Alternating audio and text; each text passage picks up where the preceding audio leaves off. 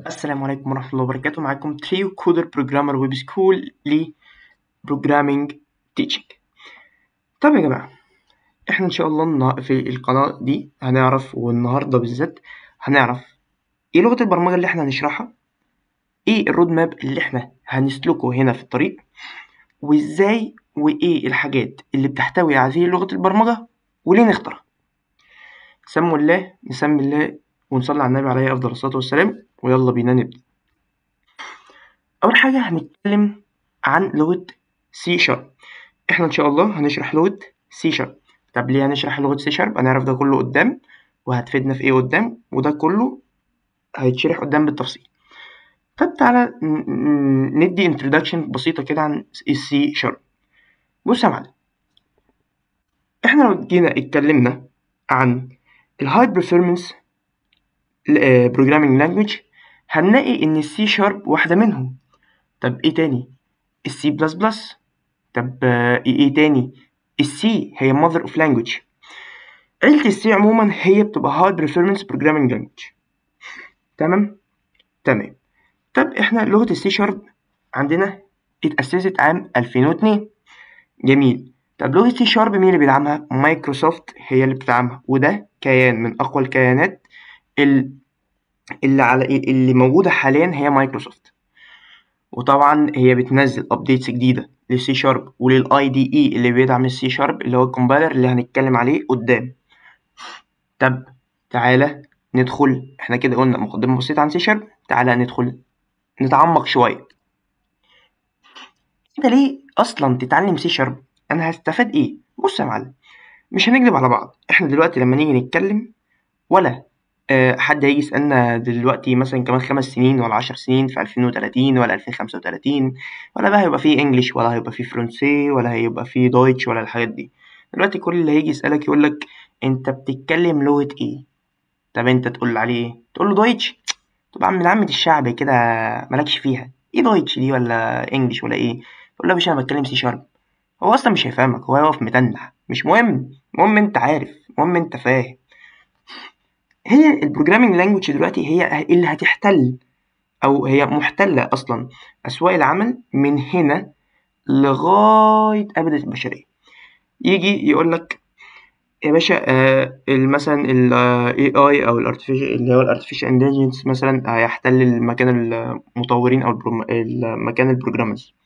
قول له طز يالا، قول له روح العب بعيد.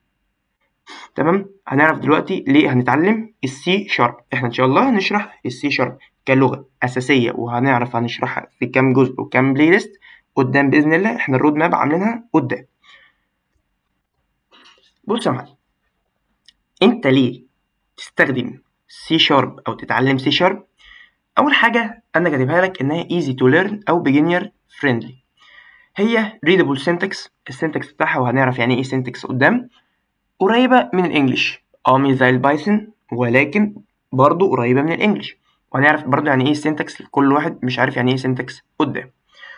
وبرضو أكبر خطوة متميزة ليك عشان تبقى بروفيشنال بروجرامينج، عشان السي شارب تعتبر من اللغات الأم. مش الأم زي السي، ولكن لغة فيها كل البيزكس اللي أنت محتاجها كبروجرامر عشان تفهم يعني إيه برمجة. تمام. طب يا معلم، دلوقتي أنت هي عبارة عن versatile language. يعني ايه versatile language؟ يعني بتستخدم، يعني اللي هو زي multi purposes. يعني multi purposes برضو يعني متعددة الاستخدامات. بايثون يا عم متعددة الاستخدامات، بس بايثون محشورة في حتة، واكيد احنا عارفين ان بايثون محشورة في حتة الارتفيشال انتليجنس. سي شارب بتدخل في الارتفيشال انتليجنس، بس سي شارب متعددة الاستخدامات. ممكن بيها تعمل ديسكتوب اب، ممكن تعمل ويب اب، ممكن تعمل ويب ابلكيشن، ممكن تعمل موبايل اب. بتستخدم في الجيمز، وهنشرح في الجيمز ازاي قدام او تحت. بتستخدم في الكلاود، بتستخدمها في الداتابيز مع السيكوال، لغة البرمجة سيكوال هنشرحها برضو قدام، وهنعرف كل التفاصيل قدام. وحاجات كتير. الدوت نت او الدوت نت فريم ورك عموما اللي هي السي شارب، هي السي شارب من لغات الدوت نت. بتبقى كبيرة، بتبقى متعمقة. يعني انت كبروجرامر مبتدئ ما ينفعش تروح تتعلم لي HTML، تروح تتعلم لي CSS عشان تبقى مثلا فرونت اند ولا اي حاجه بقى، هو مش هتستخدم غير فرونت اند. تمام. فانت ما ينفعش تتعلمهم لانهم مش بروجرامر لانجوج اساسيه. يعني ايه مش بروجرامر لانجوج اساسيه؟ يعني مفهومش اساسيات، مفهومش مبادئ البرمجه، مفهومش الجوريزمز البرمجه. الجوريزم برضه هنفهم يعني ايه قدام الجوريزم. حلو. حلو. طب انت كبروجرامر مبتدئ تبدا بايه؟ تبدا بسي شارب، وده كله على حسب تخصصاتك. تبدا بسي بلس بلس، تبدا بمثلا جافا سكريبت، تبدا بجافا. اللغات تبدا بسي، بس سي قديمه شويه، مش يعني مش قديمه بس يعني مش هتفيدك قوي. تبدا باللغات اللي فيها البيزكس مشروحه، يعني ايه برمجه، يعني ايه الجوريزم، يعني ايه تفكير منطقي، يعني ايه لوجيك. الحاجات دي كلها مش موجوده في HTML و CSS. مش هقول لك ان هم وحشين، ولكن دي منطقة ودي منطقة. انت لازم يبقى معاك programming language عشان تبدأ تشتغل في HTML و CSS. يعني انت لو جيت عرفت لي يعني ايه C Sharp او C++ او جافا سكريبت، وبعد كده اتعلمت HTML و CSS، هديك نجمة، هديك وسام تميز، لان انت بتعرف حاجات جديدة. بس لازم يبقى معاك بيز، لازم يبقى معاك قاعدة تعرف من خلالها ازاي الالجوريثم او التفكير اللي انت بتمشي عليه. تمام. تمام. طب يا باشا بتستخدم دلوقتي برضو في الويب ديفلوبمنت والاي اس بي دوت نت كور. طب يا باشا الاي اس بي دوت نت كور ده الفريم ورك الخاص بسي شارب. يعني ايه الفريم ورك الخاص بسي شارب؟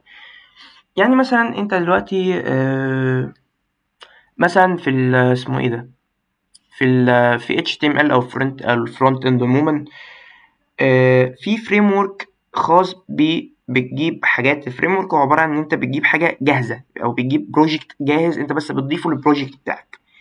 صوره جاهزه مثلا انت بتضيفه للبروجكت بتاعك، رياكت مثلا.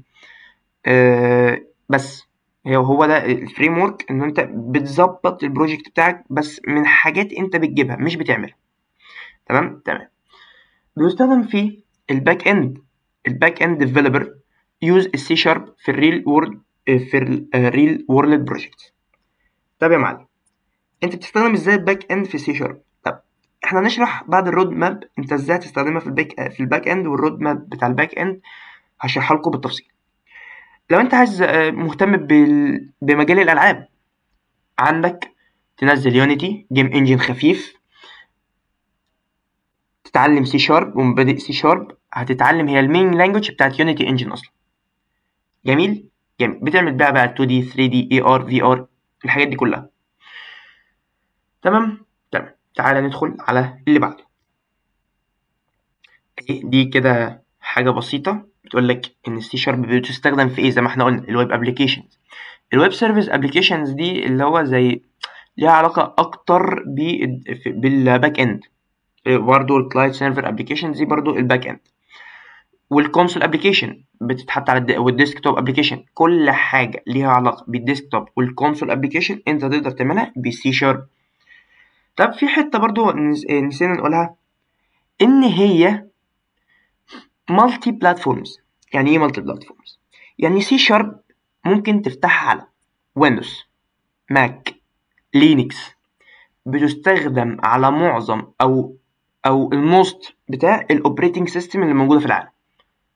الاوبريتنج سيستمز اللي موجوده في العالم، احنا قلنا اصلا الثري مين اوبريتنج سيستم اللي موجوده في العالم، الماك واللينكس والويندوز. جميل. جميل. ندخل على اللي بعده. تعالى نعرف السي شارب بتحتوي على ايه. يعني الانكلود السي شارب هي عباره عن ايه؟ خلاص انت حلو، انت شرحت لي يا عم ان السي شارب دي لغه برمجه وانها مهمه في ايه وانها بتستخدم في ايه، وهنشرح ده كله برضو بالتفصيل الممل قدام مع الرود ماب. جميل. طب السي شارب دي يعني انا اتعلمها ازاي، ولا بالفحلوه كده، ولا هي بتحتوي على ايه؟ تعالى يا عم خليك معايا واحده واحده وباذن الله هشربك سي شارب. بص يا معلم، انت في سي شارب اول حاجه في حاجه اسمها الاوبجكت اورينتد بروجرامنج او البرمجه شيئيه. اسمه ايه ده؟ الاوبجكت اورينتد بروجرامنج. جميل جميل. الاوبجكت اورينتد بروجرامنج او بتختصر في الاو او بي، مش مهم نترجمها بالعربي قوي عشان يعني مش هتبقى محتاجها بالعربي. جميل جميل. طب يا باشا الاو او بي بتحتوي على ايه؟ بتحتوي على حاجه اسمها كلاسز، بتحتوي على حاجه اسمها اوبجكتس، بتحتوي على حاجه اسمها inheritance او الوراثه، بتحتوي على الانكابسيوليشن والابستراكشنز. دي كلها ميثودز جوه السي شارب او الدوت نت عموما. جميل جميل. طب اللانجوج فيتشر، في حاجه اسمها جينيركس. الجينيركس دي هنشرحها برضو بالتفصيل، بس دي هتبقى انا اشرح لكم قدام. احنا هنقسم عندنا سي شارب هنشرح لها لكم ازاي بكام بلاي ليست باذن الله، وايه التفاصيل قدام. حلو حلو. اهو الانتجريشن ويز مايكروسوفت تول، احنا قلنا ان هي اصلا مؤسسه او الشركه اللي اسستها هي مايكروسوفت. تمام تمام زي ما احنا قلنا اهو. والفيجوال ستوديو هو الاي دي اي او الكومبايلر، وهنفهم يعني ايه كومبايلر واي دي اي قدام. واهو بتستخدم مع السيكوال سيرفر. هي سي شارب لو هتستخدمها في الباك اند لازم تتعلم السيكوال سيرفر. من اهم حاجات في الباك اند السيكوال سيرفر مع السي شارب. في لغات تانية بتحتاج حاجات تانية في الباك اند، او الداتابيز يعني في لغات تانية بتحتاج في الداتابيز لغات تانية بتتعامل مع اللغات اللي بتتعامل معاها. حلو حلو. بتبقى انتربرايز ابلكيشن، يعني بتعمل بيها انتربرايز ابلكيشنز، وهنعرف ازاي. وكمان في حاجه نسيت اقولها لكم، سي شارب بتعتمد او ممكن تعمل بيها فكره الناس معرفش ليه ما بتقولهاش، بس السي شارب بتستخدم ان انت تعمل سيستمز، ودي كلمه كبيره وكلمه هتفهم معناها قدام. بس معظم اللي بيركز على سي شارب بيركز على ان هو يعمل يا وين فورم ابلكيشنز، يا ديسكتوب ابلكيشن او ويب ابلكيشن، او اللي بيستخدمها في الباك اند. بس ما شفتش حد شرح حته السيستمز في السي شارب دي، لانها حته مهمه جدا ومطلوبه جدا في سوق العمل او انك هتشتغل كفريلانس. حلو حلو. طب احنا اتكلمنا كمان على الكروس بلاتفورم، زي ما احنا قلنا ان هي بتستخدم مع الدوت نت، هي من لغات الدوت نت عموما والدوت نت كور. وبيلد اهو في الاب، بيلد اب فين في الويندوز واللينكس والماك. زي ما احنا قلنا ان الفريم ورك والبلاتفورمز بتاعتها ال ASP.NET Core ده الفريم ورك الاساسي بتاع سي شارب، وهنفهم ده كله بالتفصيل. بتعمل بيه ويب ويب اب او الاي بي اي اس. الاي بي اي اس دي انت بتستخدمه في الباك اند زي زي ايه يا واد يا بروجرامر. هنشرحها قدام، هنشرحها بالتفصيل قدام. بس اهم حاجه تشوق ولا تدوق، مش هشرح لك ده كله هنا، كله موجود. هيبقى في البيزكس كورس، وقلنا برضو هنشرح كل حاجه بالتفصيل قدام بعد الرود ماب. اليونيتي انجن يا عم، اليونيتي انجن احنا قلنا ان سي شارب هي بتتعامل مع اليونيتي انجن اسمه يونيتي، مع انجن جيم انجن اسمه يونيتي. جميل جميل. واو، وبتستخدم كمان في الكلاود اب. تعالى ندخل على اللي بعده. نيجي ندخل في حته السي شارب ديفلوبر رود ماب. الكلمة دي بتلسن فيها جدا يخرب بيت كده. developer roadmap. تمام تمام. بقى يا باشا بسم الله. انت عشان تتعلم سي شارب محتاج تفهم حاجات. ايه هي؟ انت اول حاجة، انت لو اول مرة تتعلم لغة برمجة، فانت لازم تتعلم حاجة اسمها basics. حاجة اسمها basics، ودي تحط تحتها 500,000 خط. basics، انت اتعلمت بيزكس، اتعلمت بيز قوي تقدر تعمل عليه الفورم بتاعك او الاب بتاعك او الهيكل بتاعك، السكيلتون بتاعك، عشان تبقى بروجرامر ناجح. حلو حلو. تتعلم ال OOP او ال Object Oriented Programming او البرمجة شيئية التوجه. قلت اقولها لك كده بالعربي عشان ايه لو حبيت يعني، عشان مش هتعرف تترجمها من على جوجل ترانسليت. برمجة شاشة توجه. حلو حلو. وهتيجي لآخر حتة هي الأدفانسد. طبعا الحاجات اللي انت محطوطة جواها دي فهنشرحها بالتفصيل في الكورسات بتاعتنا على الايه، على اليوتيوب. جميل جميل. ايه الأدفانسد؟ في بقى حتة للأسف مش موجودة في العالم العربي، وهو إن حد يعمل معاك اب او سيستم او ايا كان حاجة كاملة. مش موجود مش موجود مش موجود في العالم العربي حد يعمل معاك بروجيكتس كاملة. يعني ايه بروجيكتس كاملة؟ تعمل سيستم مثلا يا عم، سكول سيستم كامل، سكول سيستم متقسم ل HR سيستم، متقسم للاكاونتنت سيستمز، متقسم للادمن سيستم، متقسم لعامة السكول سيستم اللي شغالين. مفيش حد يعمل كده، بس بإذن واحد أحد أنت معانا هنا هتعرف كل خطوة حتة حتة لغاية لما تشرب سيشن، ولغاية ما نوصل لمرحلة الرود ماب بتاع الباك إند. طب أنت بعد ما تخلص بإذن الله الكورس معانا على اليوتيوب، أنت يا باشا هنتعلم فيها البيزكس، هنتعلم فيها هيبقى فيه بلاي ليست للبيزكس، يبقى فيه بلاي ليست للأو أو بي أو الأوبجكت أورينتد بروجرامينج أو برمجة شبكية التوجه، وهيبقى فيه بلاي ليست للادفانسد، ودي حاجات هيتشرح فيها حاجات مستوى عالي شويه عن البيزكس. هي مش مستوى عالي يعني مش مستوى عالي على بروجرامر فاهم، لا هو مستوى عالي علينا احنا، على اللي لسه بيسمع البيزكس اصلا بتاع اي بروجرامر لانجوج. جميل جميل. وهيبقى في رابع حاجه بلاي ليست معانا فيها بروجكتس. هيبقى خلقك ما ينفعش يضيق، انت كبروجرامر ما ينفعش خلقك يبقى ضيق. يعني ايه خلقك يتوسع يا باشا؟ تفهم الأول المعلومة، تطبق عليها ككود ككود، يعني ما تسمعنيش وهق برق مش عارف ايه وتمشي. نو نو نو نو نو، مرفوض مرفوض. تتعلم برمجة لازم تعمل بإيدك كود كامل. يا باشا أنا كتبت لك كود، كتبت لك فكرة، كتبت لك ألجوريزم، خوارزمية برمجية تمشي عليها. تعمل انت الخوارزمية البرمجية اللي انت عايزها، تجرب، ولكن تمشي ستيب باي ستيب معاه، ستيب باي ستيب معاه. الدوت نت والبراكتس هنتكلم عليه بعدين، عشان دي هتبقى حتة كبيرة شوية، لازم نخلص الأول البليس اللي عندنا. جميل جميل. أول حاجة احنا لازم هنحمل الاي دي اي بتاعنا. الاي دي اي ده بيئة، يعني الاي دي اي هي البيئة التطويرية بتاعت لغة البرمجة. ولكن يا باشا انت سي شارب هي لغة برمجة بتتحول أو بتعمل لها compilation. هنشرح بالتفصيل فين؟ في فيديو compilation بعد الفيديو ده على طول، وبعدها هوريك ازاي تحمل IDE أو الكومبايلر. والكومبايلر اللي احنا نستخدمه حاجة اسمها Visual Studio. جميل. الكومبايلر اللي احنا نستخدمه حاجة اسمها ايه؟ Visual Studio. وهنفهم فيه كل حاجة بالتفصيل، وده هيبقى فيه أول 5 فيديوهات بس بيتفهمك الدنيا، بتسيستم دماغك، بتعمل لك بتدخل تعمل ألجوريثم جوه دماغك يفهمك ايه الدنيا احنا هنمشي عليها ازاي. تمام تمام.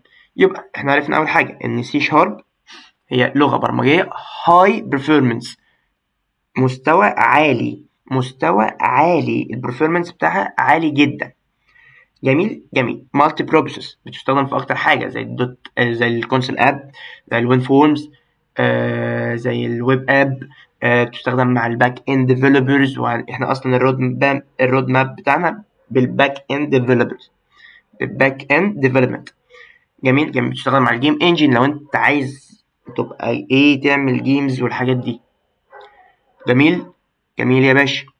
عرفنا ايه تاني عن السي شارب؟ عرفنا كمان ان السي شارب فيها فريم ورك مهم جدا، وباذن الله هنشرح مهم جدا، وهو اسمه الاي اس بي دوت نت كور. الاي اس بي دوت نت كور ده الفريم ورك الخاص بسي شارب. حلو حلو. طب انت كباك اند، انت لو عايز تدخل تخصص الباك اند، وباذن الله هو ده اللي هيتشرح على القناه بشكل مفصل، وهو اللي هيتركز عليه كباك اند، انت محتاج يا باشا تتعلم. اول حاجه هي اللانجوج بتاعك وهو السي شارب اللي احنا هنستخدمه. تاني حاجه الفريم ورك اللي احنا عمالين نقوله من الصبح ل ASP.NET Core. تالت حاجه لازم نتعلم حاجه في الداتابيز. يعني ايه الداتابيز يا عم؟ قواعد البيانات. انت قواعد البيانات انت بتتعامل معاها عشان تتعامل مع السيرفر، لازم تتعلم السيكوال سيرفر. وخلي بالك في فرق بين السيكوال والماي سيكوال، عشان في ناس ما بتشرحش الحته دي. السيكوال دي اللغه اللي انت بتستخدمها على ماي سيكوال، في فرق بين الاتنين. الماي سيكوال ده زي الاي دي اي كده، زي الكومبايلر، زي البيئه التطويريه بتاعت لغه البرمجه. ما تجيش تقول لي ان الماي سيكوال دي لغه، لا يا باشا، الماي سيكوال دي حاجه انت بتتعلمها، مش لغه برمجه. هي الماي سيكوال بتستخدم السيكوال سيرفر، اللغه برمجه اسمها سيكوال سيرفر. تمام، وده كله هيتشرح باذن الله. ندخل في رابع حاجه وهي الاي بي اي اس. انا مش عايزك تعرف غير الاربعه دول دلوقتي. ليه؟ في حاجات متطوره، احنا مش عايزين ندخل في تفاصيل جامد قوي دلوقتي، وكمان عشان الفيديو ما يطولش قوي، فدي حاجات متطوره شويه هنعرفها بعدين. جميل. وكده ده كان يبقى معاكم اول فيديو مع التريو كودرز، مع التريو كودرز بروجرامر ويب سكول، وباذن الله تتنفعوا من الكورسات اللي هيتم تنزيلها على القناه. وطبعا ما تنسوش اللايك والسبسكرايب، ويعني تكتبوا لنا كومنت يعني لو الفيديو عجبكم. باذن الله انتظروا كل فيديو جديد. احنا هننزل هيبقى محتوى الكورس من 3 ل5 فيديوهات في الاسبوع باذن الله، وهنحاول ننتظم على قد ما نقدر من 3 ل5 فيديوهات في الاسبوع باذن واحد احد، عشان كله يتعلم وكله يخرج من بؤبؤ العمل.